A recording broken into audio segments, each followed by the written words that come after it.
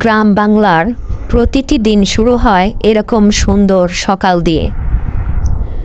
চারিদিকে শুধু সবুজ আর সবুজ, এমন সুন্দর দৃশ্য মনটাকে একদম ভরিয়ে দেয়। গ্রামের প্রতিটা দৃশ্য যেন একদম স্বপ্নের তুলিতে আঁকা। সকালবেলায় রাখাল ভাইয়েরা গরু নিয়ে মাঠে চড়াতে যায়। এই দৃশ্যগুলো একদম কাছ থেকে না দেখলে উপভোগ করা যায় না।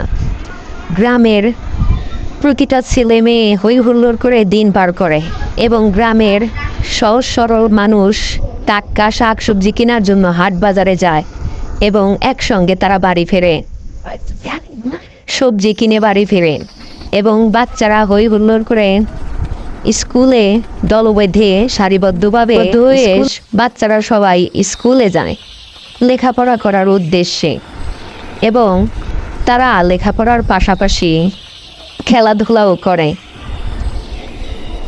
বাচ্চারা অনেক আনন্দের সাথে খেলা করে, যা শহরে এ সমস্ত আনন্দ দেখাই যায় না। এবং জেলে ভাইরা নদীতে মাছ ধরে, কেউ গরু মহিষকে গোসল করায়। জেলে ভাইরা সারাদিন নৌকা চালিয়ে মাছ ধরে এবং গ্রাম বাংলার ঐতিহ্য হচ্ছে মাছ ধরা নদীতে।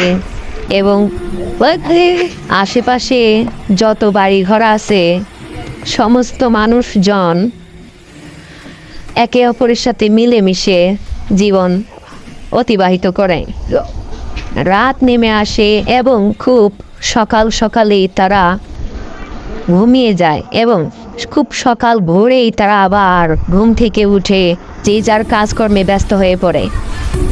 কৃষক ভাইয়েরা ধান কাটায় ব্যস্ত। শীতকালে সেই ধান আবার গরুর গাড়ি বোঝাই করে বাড়িতে নেওয়ার উৎসব লেগে যায় এবং একসঙ্গে তারা ধান মাড়াইয়ের কাজ করে। খুব হাসি খুশিভাবে তারা জীবনযাপন করে এবং সেই ধান চাল বের করে এবং সেই চাল তারা পিঠাপুলি বানানোর প্রস্তুতি করে এবং পরের দিন তারা পিঠাপুলির উৎসব মুখর একটা পরিবেশ পার করে। সবাই দলবদ্ধভাবে বসে পিঠা খায় এবং আবার নতুন দিনের শুরু। সারাদিন যে যার কাজকর্মে ব্যস্ত থাকে, কেউ মাছ ধরে, কেউ গরু চড়ায়, কেউ ধান কাটে, কেউ চকে কাজ করে, কেউ খেতে কাজ করে। আবার দিনের শেষ, সূর্য অস্ত যায়, রাত নেমে আসে, যে যার ঘরে সবাই ফিরে যায়। এভাবেই গ্রামের প্রতিটা দিন অতিবাহিত হয়। এটা গ্রামে